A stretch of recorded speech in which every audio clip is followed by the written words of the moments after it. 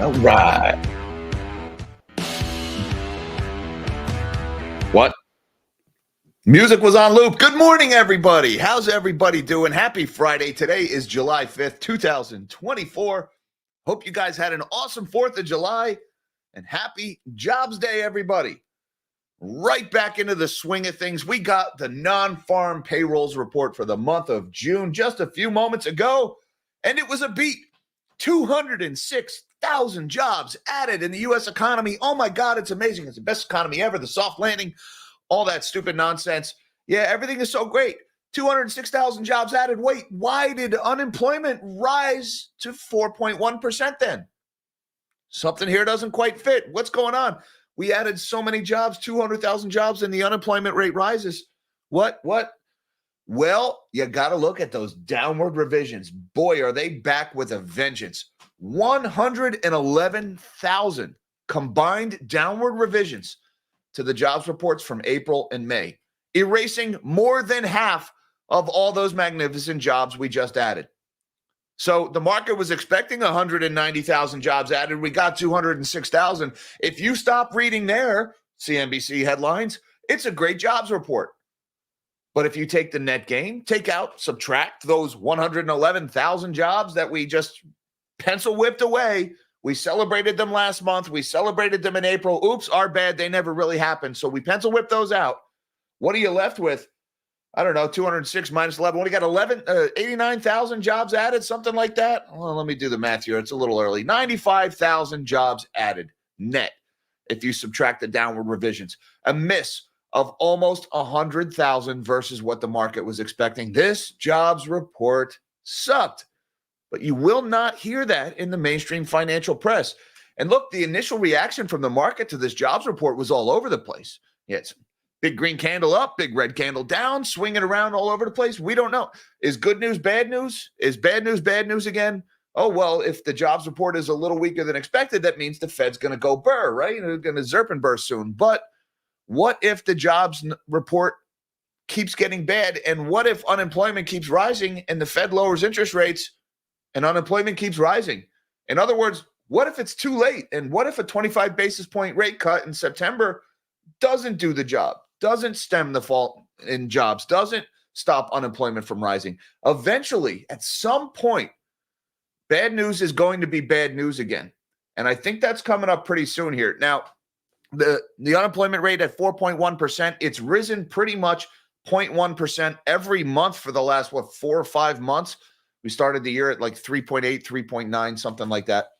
It's on the rise monthly here. The Fed has pretty much told us 4.5%. They don't think the unemployment rate will rise above 4.5%. The soft landing narrative is built on defeating inflation, getting back to that 2% target. Why we have a 2% target, I don't know, but that's the target that they give us.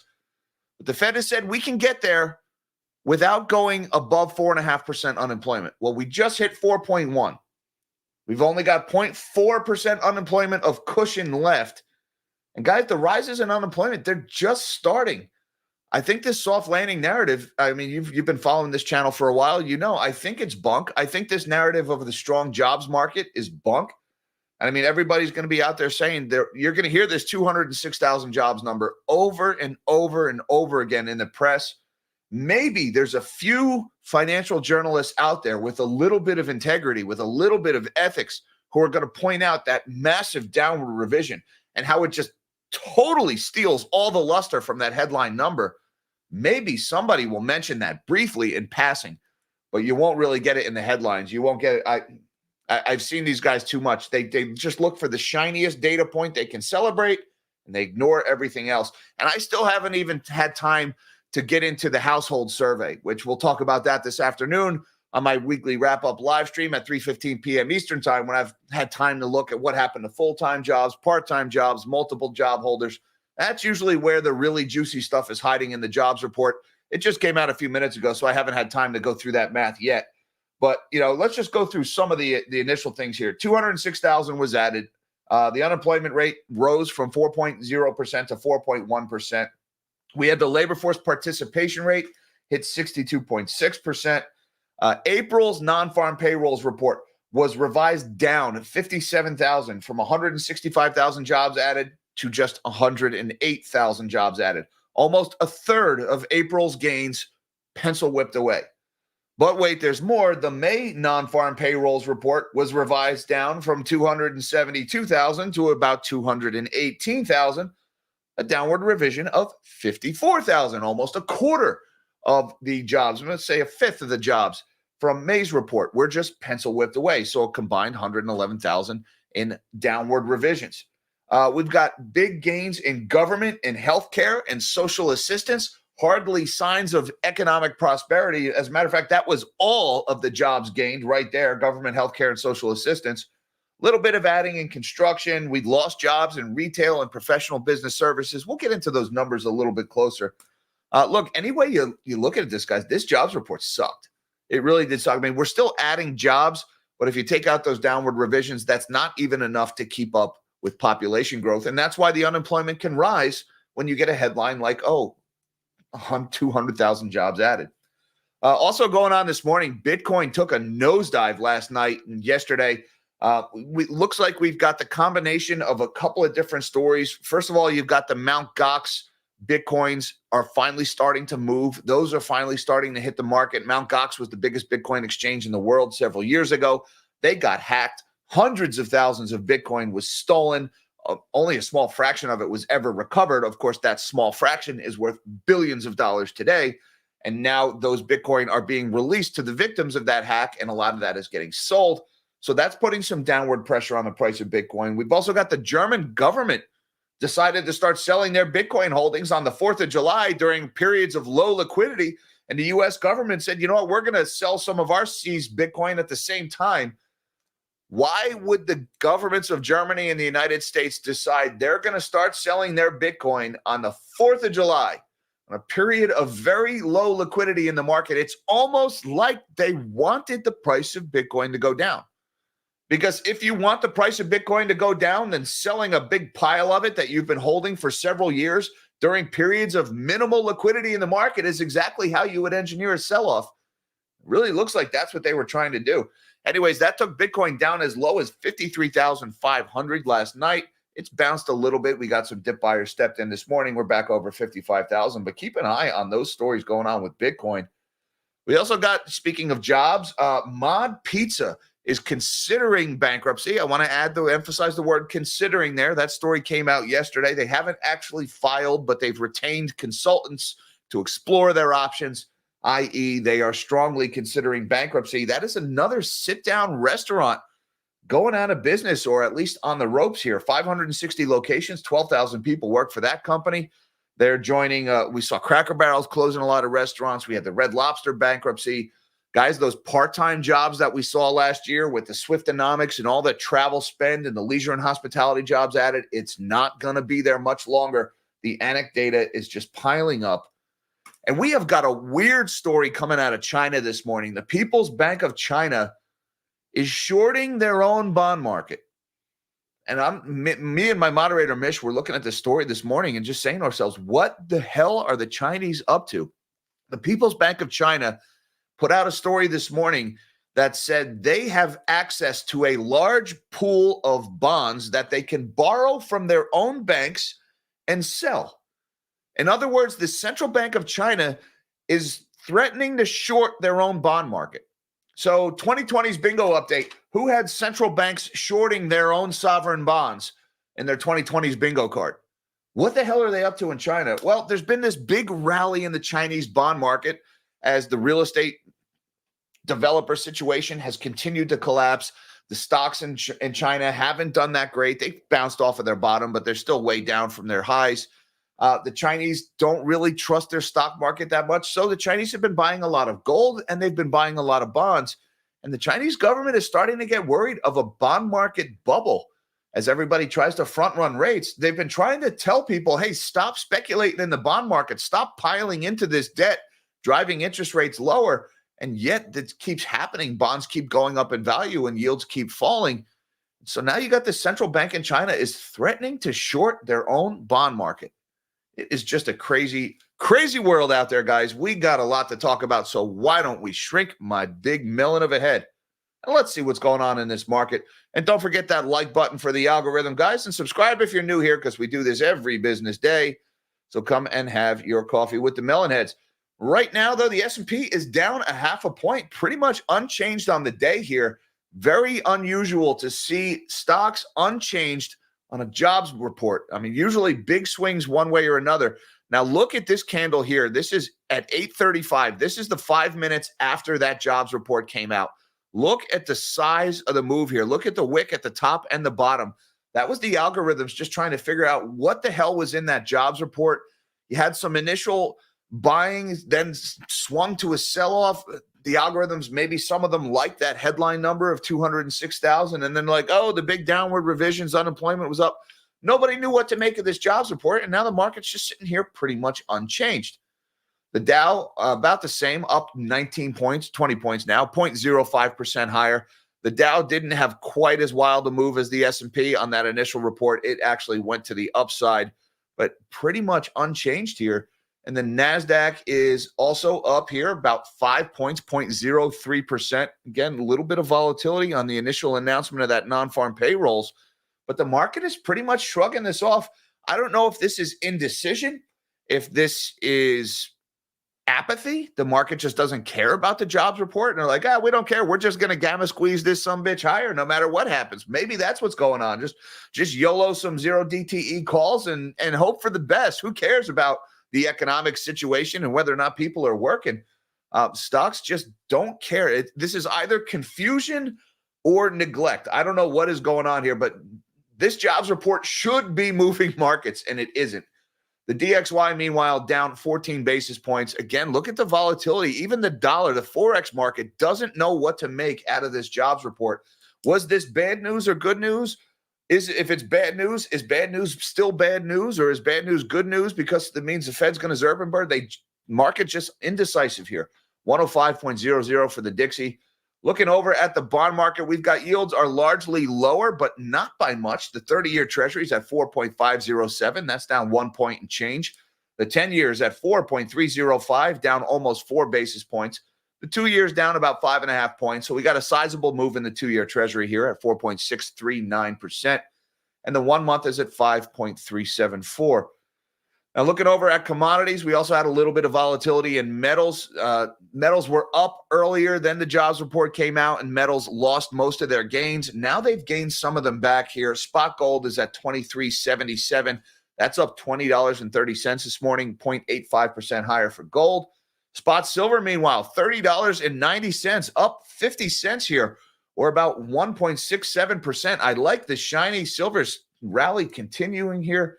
We've got copper's up about 2.7%. Platinum is up 2% and change. Palladium is pretty much unchanged.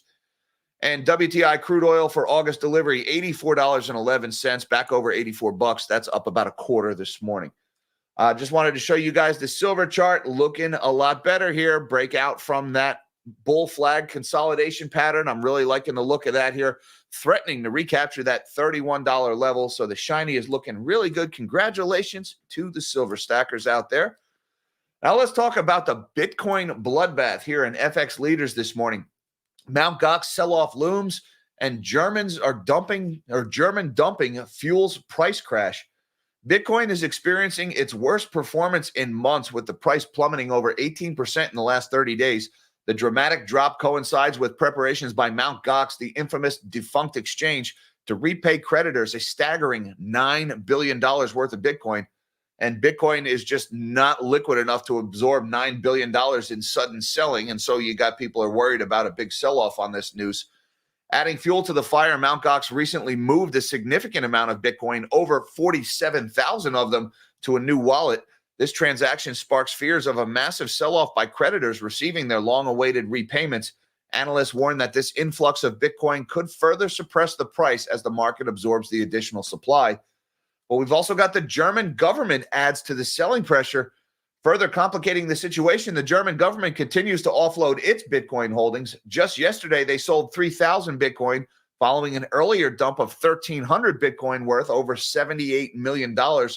This fire sale by major institutional holder has undoubtedly contributed to the market's bearish sentiment.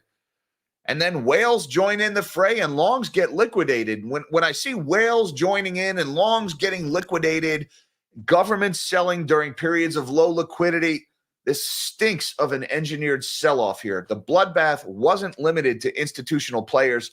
Data suggests that 3 other large Bitcoin whales also dumped their holdings on July 4th when most people weren't looking. If you're looking to sell and get a good price, you don't sell on July 4th when there's nobody around to buy. You sell during high liquidity. That's why I think this might have been manipulated, further dragging down the price. Spot on-chain data reveals that the U.S. government even moved some of its Bitcoin holdings, adding to the overall selling pressure. This market rout resulted in significant liquidations, with long positions taking the biggest hit.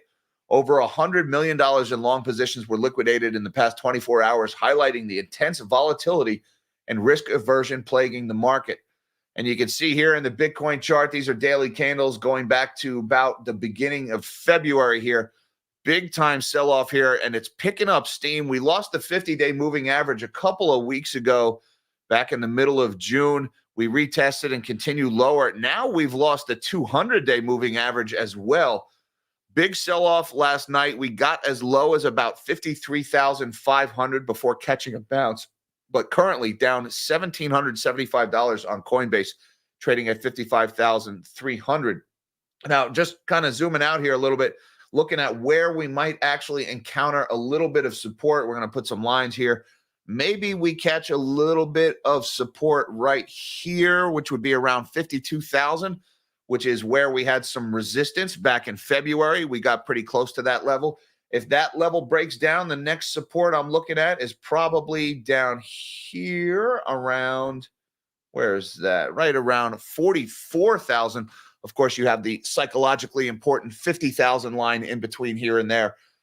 So Bitcoin's not looking so good here. And again, when I see all of this seemingly coordinated selling by governments and exchanges and whales, all on the 4th of July when nobody's looking, that tells me there's people out there, powerful people, who want the price to fall. Because if they were just trying to get out and get as much money as possible for it, they would be selling it in really small increments during periods of high liquidity in the market where it wouldn't cause a cascade of selling.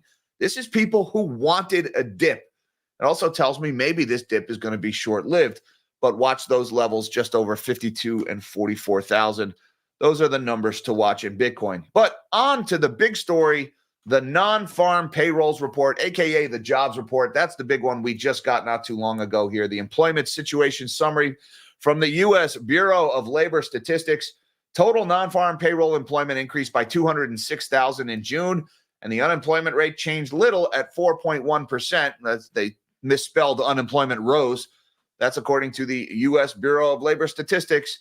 Job gains occurred in government, healthcare, social assistance, and construction. And I just want to read some of the headlines out of non-farm payrolls on Trading Economics here. They give you the 206,000 headline number, slightly below the downwardly revised 218,000 in May and above forecast for 190,000. Data for May was revised sharply lower from an initial 272,000. And April reading was also revised down by 57,000 to 108. Again, 111,000 in combined downward revisions. I haven't had a chance to see what they're saying on Bloomberg and CNBC right now, but I hope they are mentioning that 111,000 in downward revisions, because that wipes out half of these gains. It turns this into a huge miss in the jobs number. With these revisions, employment in April and May combined is 111,000 lower than previously reported. In June, job gains occurred in government. We got 70,000 jobs added in government, mostly local government, excluding education, which is about 34,000, and state government added 26,000. Healthcare added 49,000, namely ambulatory healthcare services with 22,000 and hospitals at 22,000. Social assistance added 34,000 jobs, and construction added 27,000. In contrast, job losses occurred in retail trade of 9,000, and manufacturing lost 8,000, and professional and business services lost 17,000. So, look at some of the categories here, guys. And again, this doesn't really signal prosperity or things going really well when, first of all, the jobs number nowhere near as rosy as the headline sounds. Only a net gain of about 89,000, I think, was the number. 70,000 of them government jobs, mostly local government jobs. 49,000 are healthcare. That's just healthcare. That's just a function of the aging demographics. Social assistance adding 34,000. That's not a good thing for people when you have 34,000 more jobs in social assistance.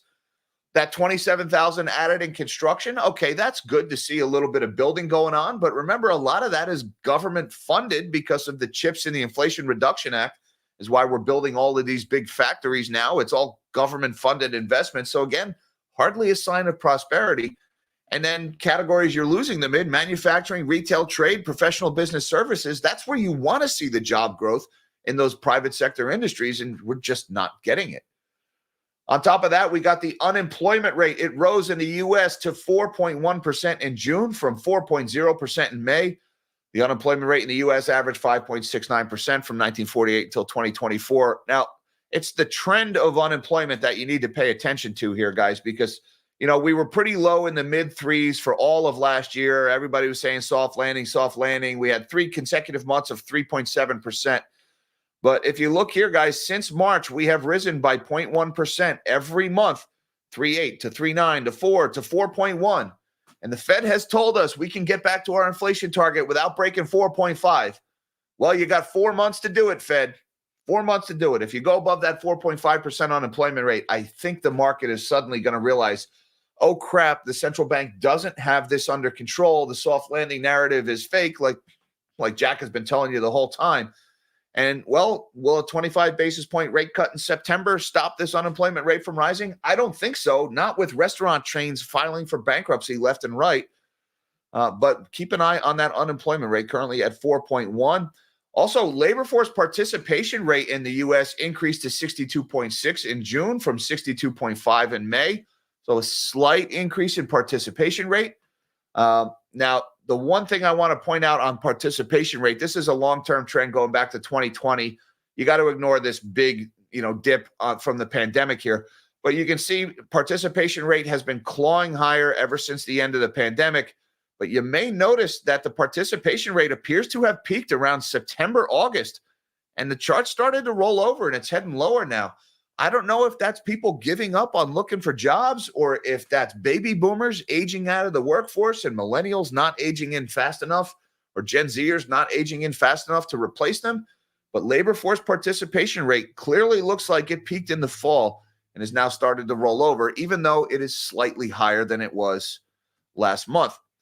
Another data point we got, guys, this one came out late Wednesday after my morning stream, and I wanted to mention this. We also talked about this on my Patreon Zoom on Wednesday. Shout out to my magnanimous melonheads. The ISM Services PMI, we got this one on Wednesday. This was a really bad report from ISM. All right, that's the Institute for Supply Management. This is private sector data, and they're measuring the health of the services economy. They also have another report, the ISM Manufacturing PMI, that they put out every month. That number, the manufacturing PMI, has been pretty much terrible for 2 years, but services has been in growth territory for a long time. Well, not anymore. The ISM Services PMI in the U.S. tumbled to 48.8 in June, the sharpest contraction since April of 2020. Markets were expecting 52.5 after 53.8 in May. Now, keep in mind with these PMIs, anything below 50 means contraction. Anything above 50 is expansion. So the services economy is shrinking in the United States, while the manufacturing economy has been shrinking for years. The business activity index also fell, registering 49.6, the first contraction since May of 2020, peak pandemic hysteria. New orders fell to 47.3 from 54.1. That's a big drop in new orders. Employment declined to 46.1 from 47.1, so fewer people working in services. The decrease in the composite index in June is a result of notably lower business activity, a contraction in new orders for the second time since May of 2020, and continued contraction in employment.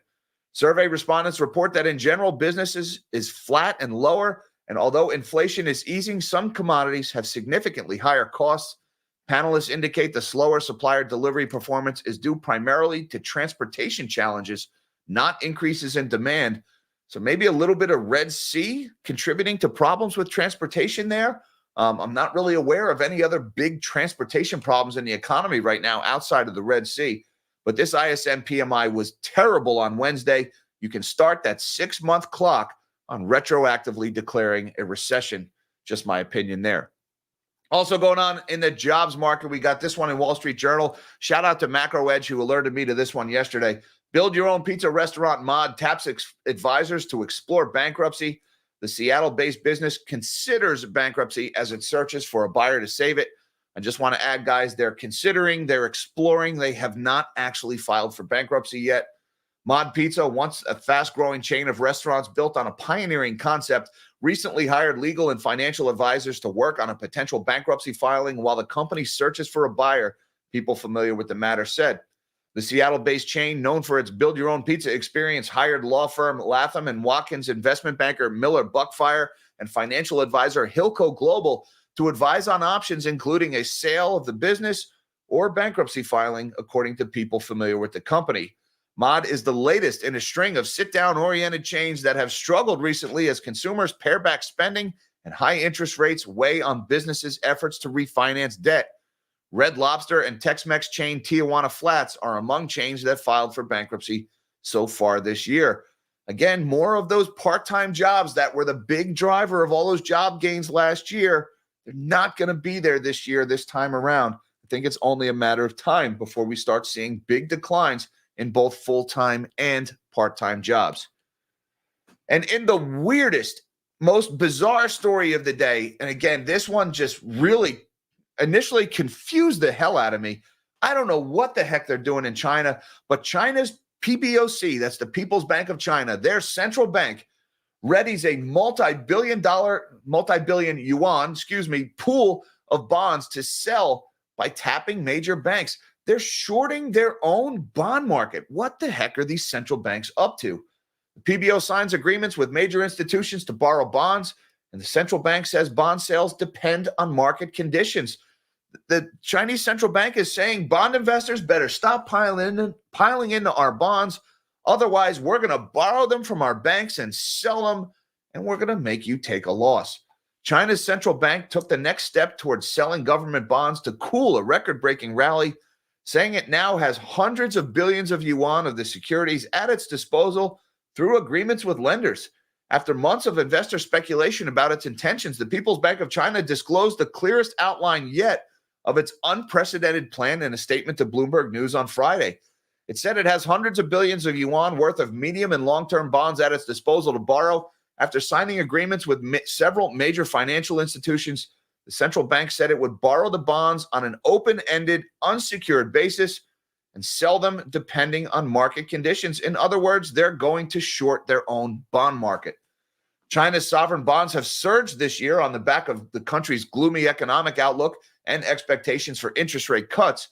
The lack of attractive alternatives and a switch out of savings to financial investments has fanned the demand as an increase in government borrowing to boost fiscal stimulus failed to put off buyers. However, the PBOC has been pushing back against the rally, warning investors of the potential for losses should the market reverse. The central bank sees excessively low yields as endangering financial stability and weighing on the yuan. And they think it's so dangerous that they're going to short their own market to try to keep those yields higher, to try to stop people from piling into those bonds. Just a crazy story coming out of China this morning. Central banks around the world, just knock it off. Fed, ECB, BOJ, PBOC, all of you guys, just get out of markets. Like, stop interfering with price discovery. Let people put their money where they want to. And if it works out to their benefit, great. If it doesn't, well, so sorry. Better luck next time. Stop picking and choosing winners and losers. I just can't stand when central bankers intervene with free market dynamics. But hey, it's communist China, so I guess it's par for the course. Maybe I just wish our guys wouldn't do it so much too. And I just want to say thank you very much to Mr. Cole Marsh, who says, I love this space. Happy Friday. Happy Friday to you, sir, very much as well. I appreciate the super chat and the good vibes this morning. And thank you to Steve Woitas, who says, from a financial perspective, could markets be affected if the POTUS Dem incumbent is replaced in the short term? If so, how? I do think, and again, I don't want to get too political here, guys. We're going to try to be pragmatic here. Markets want certainty more than anything else.